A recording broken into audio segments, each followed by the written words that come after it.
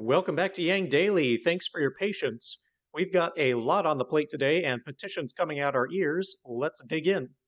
First off, as previously announced, $50,000 of the Humanity Forward relief money is being given directly to people in need through Twitter, and donation efforts continue to raise that amount. Already another $140,000 has been raised for that relief effort. Thank you to everyone who is contributing for their humanity first spirit in these dire times. Rashid Taleb has released a new UBI stimulus plan that is making a lot of waves.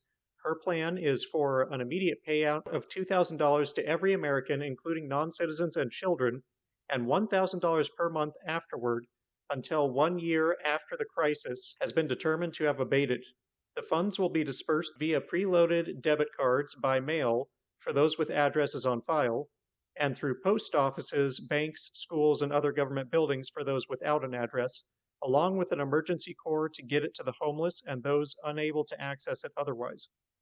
Furthermore, she has cooked up some weird fiscal sleight of hand to finance it by having the Mint issue two $1 trillion coins and send them to the Fed. How does that make any more sense than the Fed just giving us the money directly? Don't ask me. Apparently, we just have to make it appear like a transaction to make the bookkeepers happy. Forgive the pun, but money makes no sense. As for the UBI part, I think it's great. The larger upfront amount makes sense to account for the unforgivable delay in getting this relief out. From there on, the amount is steady and predictable, which is ideal, and it continues not only to the end of the crisis, but far beyond, which is both practical, as the economic damage is going to last far beyond the pandemic, and would make it much easier to retain UBI permanently, as the more time people have it for, the more they will see the effect and resist having it removed. This is Scott Santon's new favorite proposal and mine as well. I also think it would be real easy to pass if they float the idea of putting Trump's face on the coins. There's no way he'd be able to resist that, and it's about time his ego did some good. Let's just hope the Fed doesn't lose those coins in the couch cushions. There's a new UBI Stim petition making the rounds that already has over 400,000 signatures. This one is for 2,000 for adults and 1,000 for kids for the duration of the crisis. Please add your name below. We can leave no doubt in the minds of Congress how important this legislation will be to the country and to their re-election. Colorofchange.org has also started its own petition for UBI relief. Can never have too many, right? Find it in the links and slap your name on it. The UK is making their own push for UBI, with over 170 lords and members of parliament signing the letter calling for UBI. They're having the exact same arguments across the pond that we're having here. Lawmakers in Scotland are also arguing for UBI legislation, and there's a petition out for the entire EU to adopt emergency UBI as well. Everyone across the globe is waking up to the obvious need for this measure. Please add your name to the EU petition below. When one nation progresses, we all do. No need for a zip code this time. Oregonian Congresswoman Suzanne Bonamici endorsed emergency basic income today. She's in favor of means testing above $130,000, but she's moving in the right direction. While many states are finding their primaries thrown into disarray, Wyoming is fine. Why? Because they're using mail-in ranked choice voting ballots. Great idea. Scott pointed out how welfare programs like WIC, the Supplemental Nutrition Program for Women, Infants, and Children, which place restrictions on how recipients can use their money, inevitably run into corner cases the bureaucracy did not anticipate. For example, WIC can only be used on food items that have the WIC label, which is food the bureaucracy approves as appropriate. And when those approved items sell out, as is happening frequently in this pandemic, those mothers go home empty-handed because they are not allowed to spend their welfare money on the perfectly good and available but unapproved food sitting next to it on the shelves. Even the portion amounts are restricted. The approved items are listed in a booklet, and any change by a manufacturer of these goods can also remove it from the approved list. Furthermore, these WIC checks come multiple times per month, can be as little as $8 per check, and each has to be cashed separately.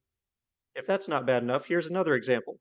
SNAP, i.e. food stamps, doesn't cover hot meals because the government decided that would be wasteful. That, of course, is a big problem when the government is now pushing takeout to avoid exposure at grocery stores during the pandemic.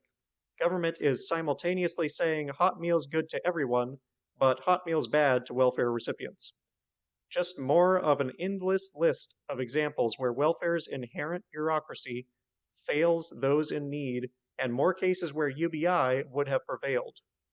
Mayor Tubbs said, quote, "Everyone we talked to, everyone has a different way they would use $500, and they all made sense. There is no way, as a government official, I would be smart enough to think of all those." End quote. That's the problem with placing restrictions on aid. You add a ton of cost and complexity and restrictions on recipients that make their lives miserable, all in an effort to achieve an ultimately impossible goal of accounting for a million different corner cases you'll never see coming. And then there's the issue of administrative capacity. Applications for welfare have jumped by orders of magnitude since the crisis began, which is completely logjamming social workers so that people can't even get onto these hugely flawed programs at all. It's madness. Anyone not wanting to replace this with UBI has not thought it through. Universal basic income is freedom. I just wanted to share Scott's great analogy here. He says, quote, "A national emergency was declared 10 days ago, and they're still bickering in the flame-filled kitchen over which fire trucks to send, how much water will cost, and if some parts of the house need less water than others based on how dry they were in 2018. End quote. The part about how dry they were in 2018 is my favorite. There is one flaw in it, though. I don't think Congress is in the House. I think they're standing outside the House bickering because they're financially secure regardless, which is why many of them are not all too concerned whether the rest of us burn. Congress is currently arguing over whether or not to make the direct cash payments in the Phase 3 bill one-time or recurring, and Income Movement has drawn up a letter to send to them. Please follow the link below and add your name to the letter as soon as possible to make it clear this must be a consistent income throughout the crisis for all Americans before the bill is voted on. Finally, Oregonian UBI Congressmember Heidi Briones is trying to meet a fundraising goal of $25,000 in the next 10 days. She's 40% of the way there. Consider donating if you can and spread the word either way. And that'll do it for today's Yang Daily. Sign all the petitions. Add your name to the pressing UBI Stim letter to Congress. Consider helping Heidi with her fundraising goal. Volunteer or donate on the HF Relief site.